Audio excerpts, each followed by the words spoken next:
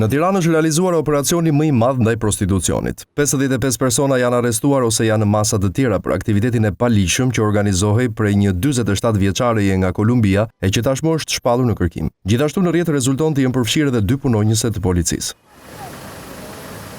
Në deklaratë thuhet se 8 shtetas janë arrestuar dhe 3 të tjerë janë shpallur në kërkim, ndërsa 44 vajza nga Amerika Latine janë proceduar për prostitucion.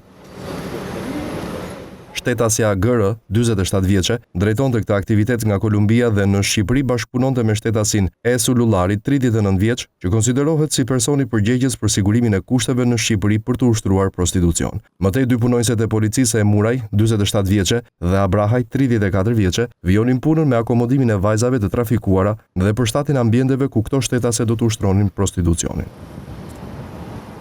Në deklaratë thuhet se janë ngritur akuza për trafik të qenieve njerëzore, shfrytëzim për prostitucion, mbajtje lokaleve për aktivitetin e paligjshëm dhe pengim për zbardhjen e së vërtetës. Tashmë do të jetë Prokuroria e Tiranës që do të ketë në dorë dosjen për veprimet e mëtejshme.